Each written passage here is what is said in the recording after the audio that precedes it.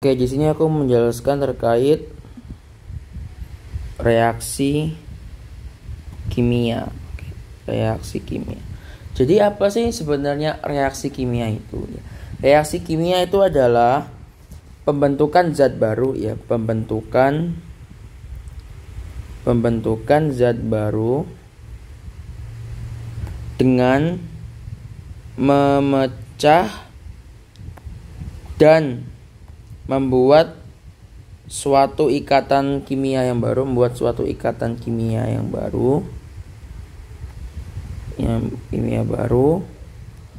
yang terdapat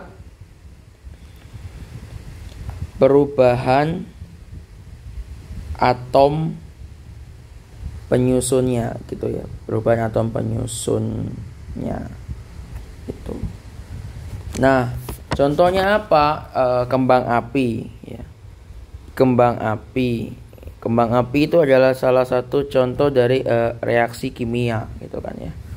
Nah, selanjutnya apa sih yang membedakan perubahan kimia ya dengan perubahan fisika gitu ya. Yang membedakan physical and chemical change itu. Nah, kalau physical atau fisika itu dia adanya perubahan pada keadaan dasar ya, perubahan pada keadaan dasar. Contohnya apa? Contohnya misal dia dari awalnya dia padat, dia jadi cair. Oke. Cair dia jadi gas dia jadi cair. Dan ini poin penting lagi bahwa kalau perubahan fisika itu atom penyusunnya itu atom atau molekul penyusunnya itu tidak berubah gitu, tidak berubah. Nah, gimana kalau dia kimia? Oke, kalau kimia, perubahan kimia ya.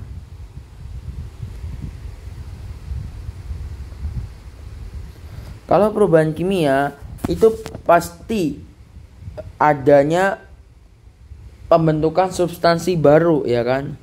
Terjadinya ini atom atau molekul tergabung ya, membentuk substansi baru. Jadi cenderung reaksi kayak sintesis gitu, jadi pembentukan sesuatu yang baru gitu. Dan dia karena dia membentuk substansi yang baru, berarti substansi yang lama atau atom yang lama, atom penyusun lama itu beda dengan yang baru.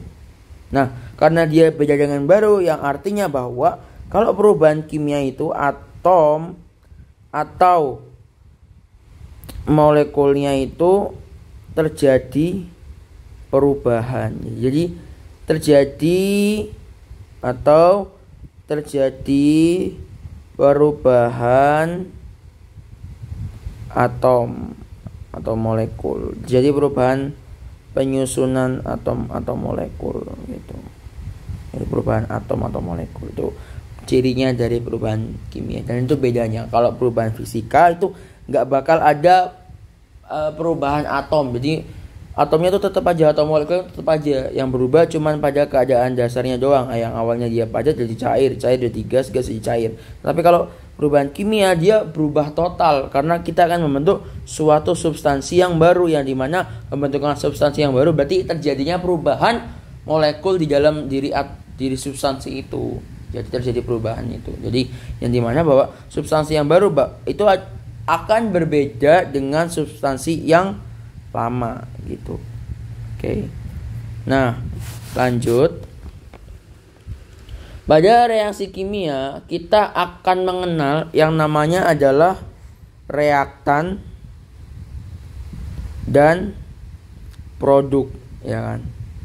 Nah, apa sih reaktan itu? Ya, reaktan itu adalah spesies atau zat atau atom yang mengalami reaksi, Nah, kalau produk, ya produk adalah imbas atau hasil dari reaktan gitu. Oke.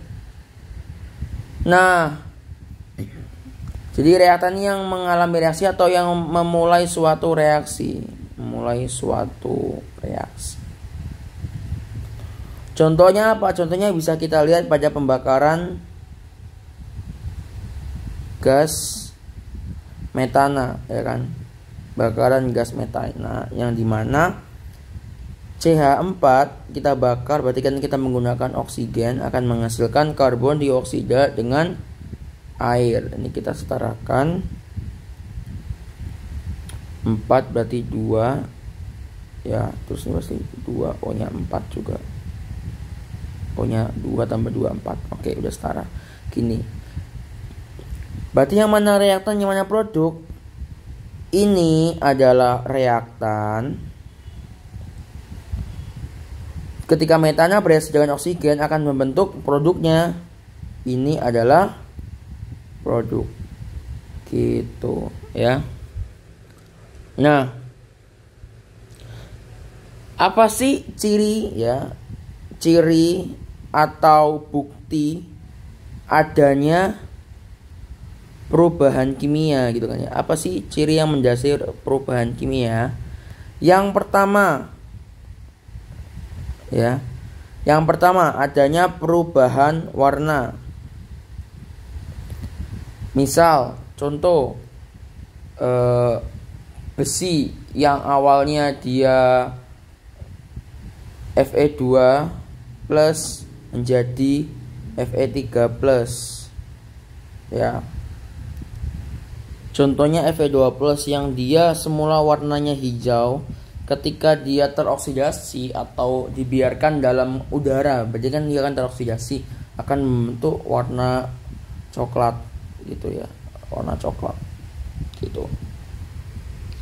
Terus yang kedua adalah terjadinya endapan ya, pembentukan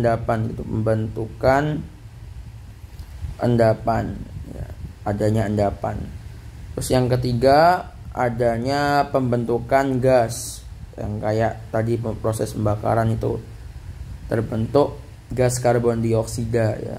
Terus adanya perubahan temperatur ya, terjadinya perubahan temperatur yang dimana perubahan temperatur kan dibagi dua ya, ada dia exotherm, ada dia endotherm gitu. Nanti kita bahas lebih lanjut gitu. Terus yang kelima adanya perubahan bau ya, adanya terjadi perubahan bau gitulah. Kalau misal H2S ya, pembakaran H2S gitu. H2 kan baunya kan udah gak enak banget ya, kayak apa ya, telur busuk ya kan. Itu nanti ada terjadinya perubahan gitu. Misal cuka kan juga adanya perubahan bau dan segala macam gitu. Oke, kita akan lanjut pada reaksi kimia itu juga bisa diklasifikasikan ya. Jadi klasifikasi dari reaksi kimia itu apa saja? Yang pertama itu sintesis, ya kan? Sintesis. Apa sih sintesis itu? Adalah sintesis atau nama lainnya adalah kombinasi ya. Kombinasi berarti menggabungkan. Berarti ada dua atau lebih reaktan bergabung untuk membentuk suatu produk. Jadi adanya penggabungan reaktan itu adalah proses sintesis. Misal 2Na ditambah Cl2 akan menghasilkan 2NaCl. Awalnya kita cuma punya Na, 2Na dan Cl2. kita gabungkan akan membentuk suatu NaCl, 2 NaCl. Contoh lain, misal kita punya gas nitrogen, kita tambahkan dengan gas oksigen, dia akan menghasilkan 2NO2. Jadi proses penggabungan dua atau lebih reaktan ya. Misal satu reaktan dengan tambah satu reaktan akan menghasilkan suatu produk gitu. Jadi reaktan akan menghasilkan produk, itu adalah sintesis atau kombinasi. Terus proses yang kedua adalah dekomposisi ya, adanya dekomposisi atau penguraian ya. Dekomposisi atau penguraian. Nah, itu misalnya kayak gimana? Yang artinya bahwa satu senyawa itu akan terurai menjadi atom-atom penyusunnya gitu. Jadi atom-atom penyusunnya. Atau satu senyawa akan terurai menjadi atom-atom yang lebih sederhana gitu. Atom-atom penyusunnya atau yang lebih sederhana. Contohnya apa di sini? Contohnya misal aku punya CaCO3, dia akan terurai membentuk CaO plus CO2 gitu ya. Contoh lain, air juga dapat terdekomposisi ya. Water can be decomposed into hydrogen and oxygen. Jadi air juga bisa terdekomposisi membentuk hidrogen dengan oksigen. Misal gimana? Air H2O 2H2O akan terurai membentuk hidrogen dan oksigen. Ya, itu dekomposisi. Terus ada lagi combustion atau pembakaran gitu ya. Combustion atau pembakaran. Dan yang pastinya bahwa pembakaran ini satu reaktan itu pasti itu oksigen, karena pembakaran itu pasti membutuhkan oksigen gitu ya. Proses penting pembakaran adalah berkaitan dengan oksigen. Jadi oksigen bereaksi dengan reaktan yang lainnya dan hasilnya itu udah pasti mengandung karbon dioksida plus H2O gitu. Jadi kalau reaksi pembakaran dalam arti umum adalah reaksi dengan bahan yang mudah terbakar dengan pengoksidasi untuk menghasilkan produk yang teroksidasi gitu. Contohnya apa? Ini tadi pembakaran gas metana ya. CH4 kita tambahkan dengan oksigen, pasti selalu dengan oksigen akan menghasilkan karbon dioksida dengan air. Selanjutnya kita setarakan ya kan. 2 sama 2.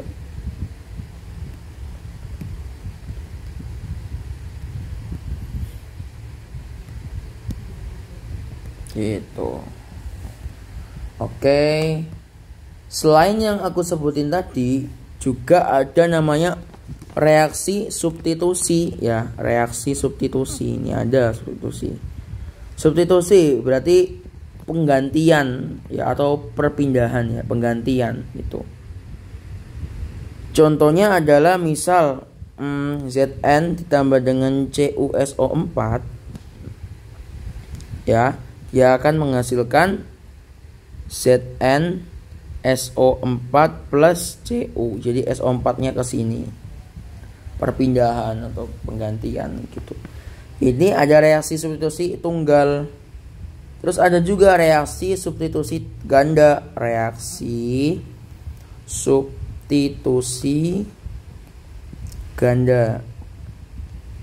yakni ion yang dipertukarkan itu antara dua reaktan yang membentuk suatu senyawa yang baru. Jadi terjadinya pertukaran antar dua reaktan yang membentuk suatu senyawa, Contohnya kayak gimana? Contohnya BaCl2 ditambah dengan Na2SO4 akan menghasilkan BaSO4 plus 2NaCl gitu.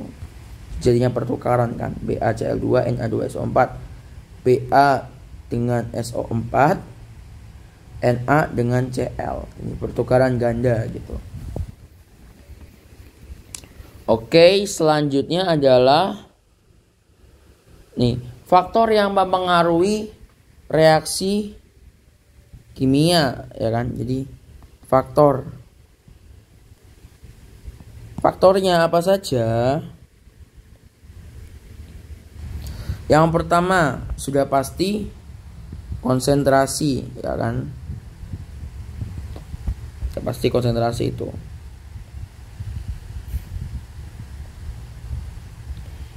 Nah, laju reaksi berbanding lurus dengan konsentrasi reaktan. Secara teori, berarti laju reaksi akan meningkat seiring peningkatan konsentrasi laju karena laju tersebut berbanding lurus. Ya, semakin banyak konsentrasi, semakin memungkinkan terjadinya tumbukan partikel gitu. Jadi tumbukan partikel kok semakin meningkat gitu ya. Tumbukan partikel makin meningkat. Kalau tumbukan partikel makin meningkat, berarti reaksi bisa berjalan. Berarti kalau semakin tinggi konsentrasi, semakin tinggi kemungkinan partikel bertumbukan. Berarti semakin bisa reaksi itu bisa berjalan gitu. Lalu ada yang kedua, ada tekanan. Nah, jumlah tumbukan itu bakal meningkat seiring meningkatnya tekanan gas. Oleh karena itu, laju reaksi yang melibatkan reaktan gas juga meningkat seiring meningkatnya tekanan. Jadi intinya semakin tinggi tekanan, laju reaksi itu semakin meningkat, berarti semakin bisa terjadi reaksi kimia gitu kan ya. Gitu. Terus suhu.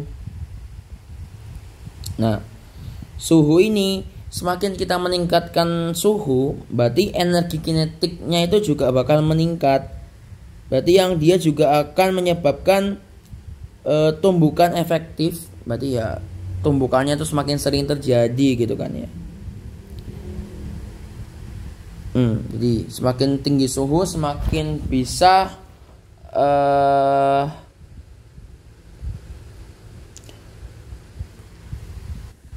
jadi kalau misal diartikan bahwa semakin meningkatnya suhu, semakin mungkin terjadinya peningkatan tumbukan gitu. Terjadi peningkatan tumbukan. Terus, nah suhu ini kan ada dua ya, ada reaksi dia eksoterm, ya, ada dia reaksi yang endoterm gitu kan ya. Nah, kalau reaksi eksoterm itu apa? Ya, jadi suhu itu dibagi dua itu. Ada dia eksoterm, ada dia endoterm. Kalau dia eksoterm artinya suhu sistem itu naik ya, suhu sistem naik sehingga dia melepaskan kalor.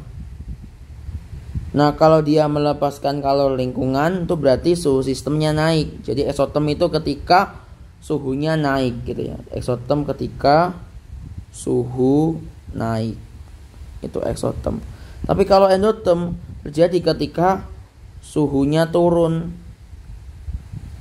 Nah, kenapa sih bisa suhunya turun? Karena sistem turun ya, sistem turun karena sistem itu menyerap kalor. Jadi dia menyerap kalor dari lingkungan.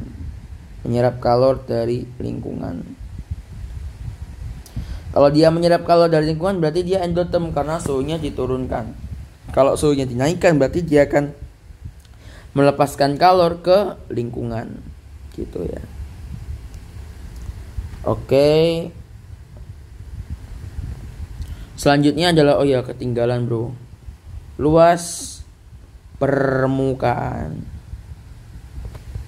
Oke. Luas permukaan. Laju reaksi akan meningkat jika luas permukaan akan bertambah, ya kan? Kayak misal gini, awalnya berada dalam keadaan yang kecil di luas permukaan tuh kayak ibaratnya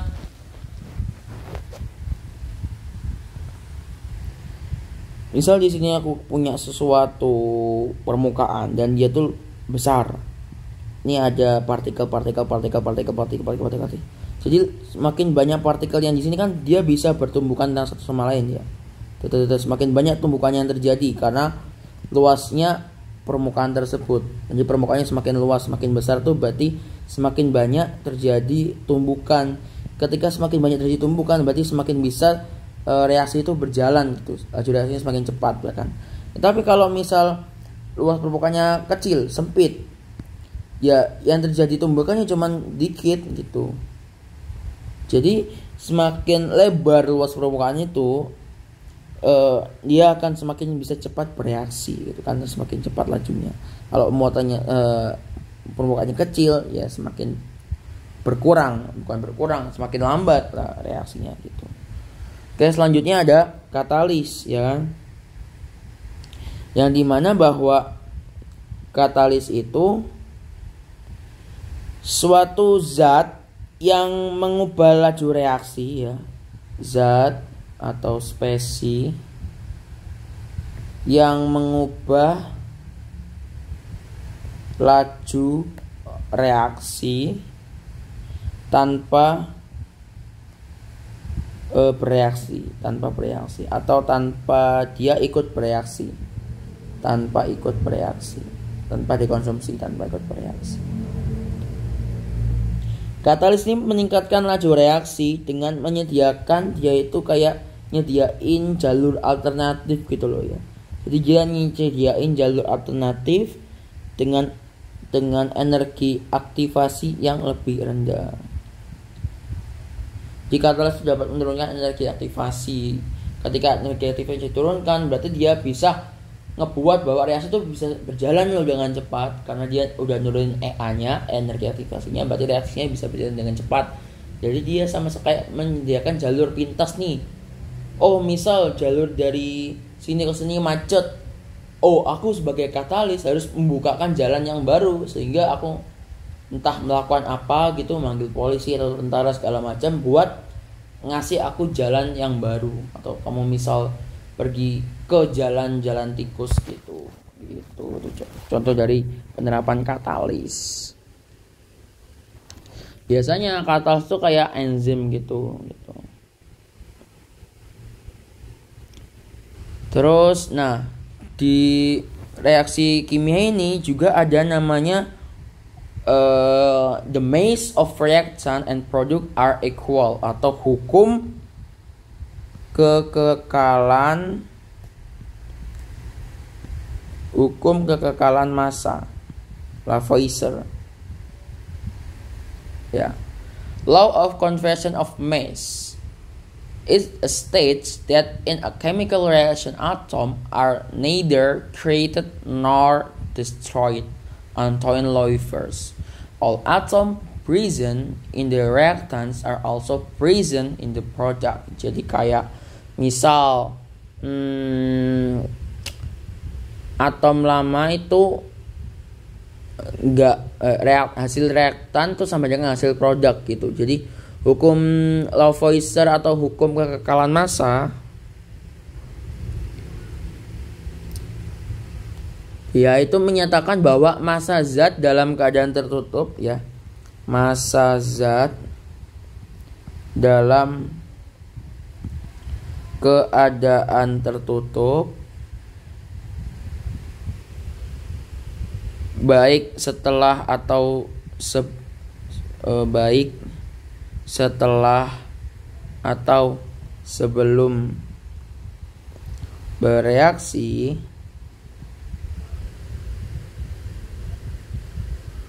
adalah tetap atau konstan.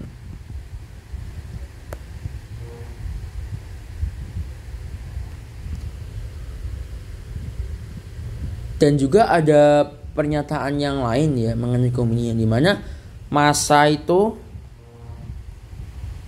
dapat berubah bentuk. Massa dapat berubah bentuk. Tapi gak bisa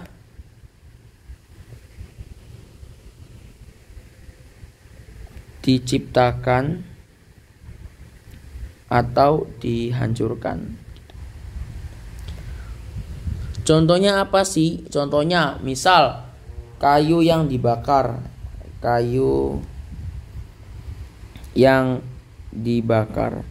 Nah, kenapa sih kayu yang dibakar? Nah gini, kalau kayu yang dibakar, kayu tersebut akan menciptakan suatu energi yang panas ya kan. Dan asap yang dilepaskan akan menghasilkan suatu abu. Dan jumlah asap dan abu yang dihasilkan ini bakal sama dengan massa kayu yang sebelum dibakar.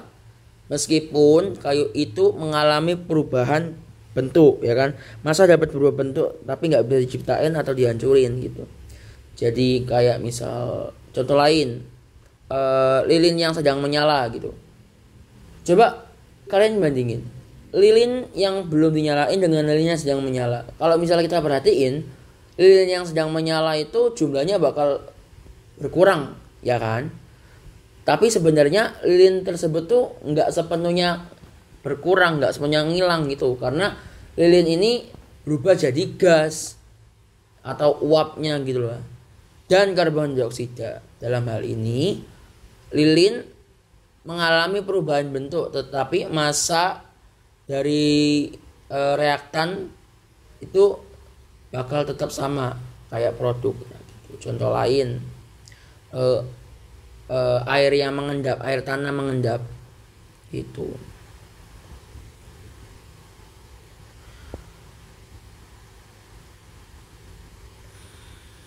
Oke.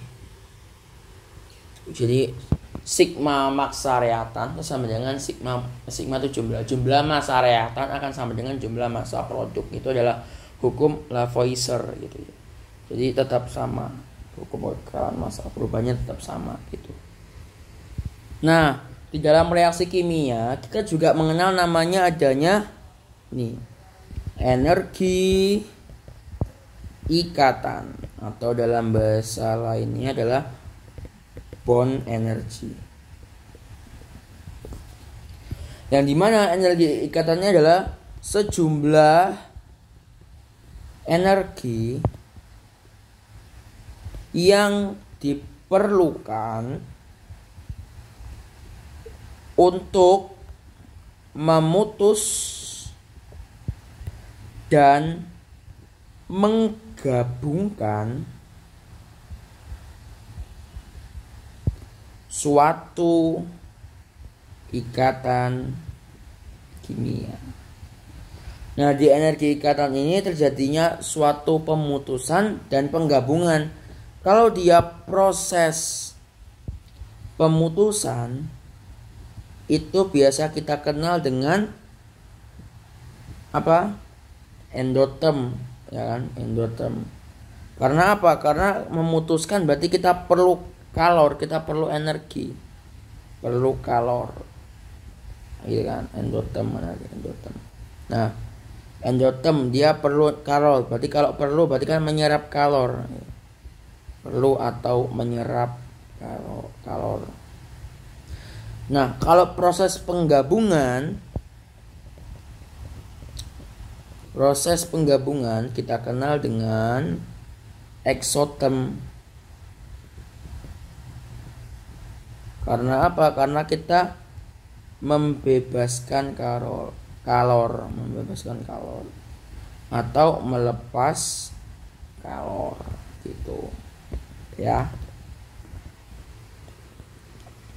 Eksotermik dia kan suhunya naik karena kita melepaskan kalor sehingga produk itu bakal kebentuk gitu.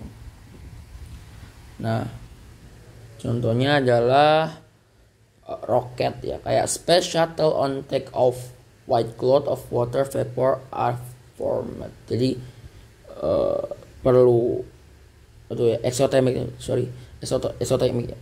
itu contohnya adalah kayak peluncuran roket gitu.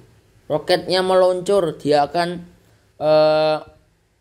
melepaskan panasnya kan, karena dia melepaskan panas berarti terbentuk suatu apa itu kayak awan-awan itu, asap-asap gitulah ya, asapnya bakal kebentuk gitu, karena dia melepaskan panas. Sedangkan kalau endotermik temperaturnya, suhunya bakal berkurang karena bond energy of the reactant are greater than the bond energies of the product. Energi ikatan reaktan lebih besar dari energi ikatan produk. Itu adalah tahap endoterm. Endoterm itu EK, energi ikatan.